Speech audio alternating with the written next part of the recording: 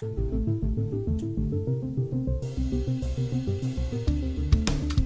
welcome to Know the Faith, Defend the Faith. My name is William Hemsworth, and for those of you on YouTube, welcome here to the Bible Catholic channel here on YouTube. Hope everyone is doing well. Thank you for joining me. I know this week's show is just a little bit late. My apologies for that. Had some internet issues this week. You know, stuff happens sometimes, but here we are. It's a little late in the week, but better late than never. Now, the good news, though, is next week, I'm going to have two shows for you guys. We're going to have a couple good interviews. One with Keith Little, who's going to talk about a great ministry that he has. Principles for daily living, biblical principles for daily living. Good stuff. And then Matthew Chacoin, we're going to talk about the Eucharist, biblical evidence for the Eucharist. Those will be dropping next week. So, thanks for your patience. But we're going to have a couple good things coming for you. Today I want to talk about the resurrection. Why is the resurrection so important? You know, every Easter we celebrate the resurrection of Christ. Actually, every Sunday, really. And it's the foundation of our faith. And without the resurrection, our faith is futile, as 1 Corinthians 15:14 says. Now, beyond proving that Jesus is the Christ, what does the resurrection prove? You see, the resurrection is about much more than the eyewitness accounts of the apostles seeing the risen Jesus. It's also about the new life that is present in you and I and every believer throughout time. You see, we have finite minds. It's hard for us to grasp the miracle of the resurrection. See, Jesus is a divine being, and as a divine being, he resurrected from the dead to prove who he was.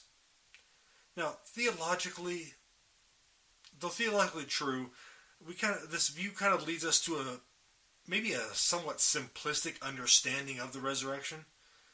The resurrection can also be seen, like I said a moment ago, in the transformation of the believer.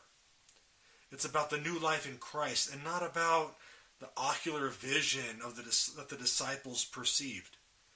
St. Paul kind of talks about this in 2 Corinthians 5:17, where he writes, "So if anyone is in Christ, there is a new creation.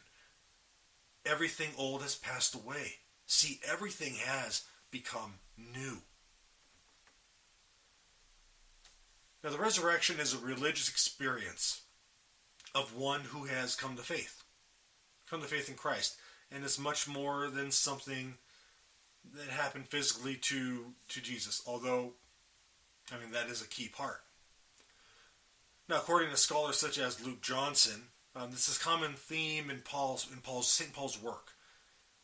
He writes, "The resurrection experience in Paul's letters is not something that happens to Jesus alone."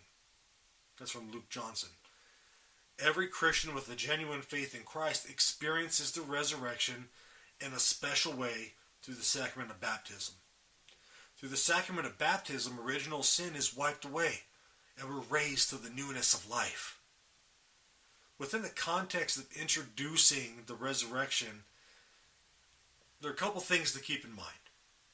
From an apologetic standpoint, it's important to know the reasoning as to why the resurrection is the foundation of our faith. You see, one can go into the martyrdom of the early church, whether it be Ignatius of Antioch, Polycarp, St. Perpetua, just name them. You can go in, look into their martyrdoms, into the histories of the early church, and they were attesting to the resurrection. Here's a simple fact. People do not die for a lie. There's no way the resurrection was fake. It wasn't something that the apostles made up because they died for it. You don't die for something that you honestly know is a lie. Now, secondly, it's important to learn to relate the resurrection in a deeper way. In a way that's more personal and something that someone can share. Everyone has something deep within our mind that we're ashamed of. Every one of us has it. We all have skeletons in the closet. It may be an addiction, adultery, gambling problem, whatever, you name it. These things are destructive. But when one comes to faith, these things are kind of in the past. Even though we still may have our struggles, but through Christ, we have that newness of life. We share in that resurrection, and we're forgiven for those things that we've done. Those types of experiences are kind of like the modern day equivalent of the disciples physically seeing the resurrected Jesus. Our former selves are dead and gone. But we're resurrected spiritually into a new creation. The disciples' experience of Jesus raised and exalted is the difference between their faith and the gospel. Their lives changed, even though they physically saw it. You believe in Christ? Want sincerity?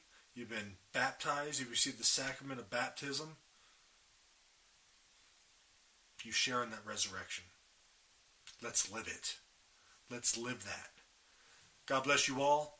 Thank you for joining me in this episode. Have a great week. And like I said, we'll be joining you next week with two episodes. We'll do double duty to make up for this one coming out late. God bless you all.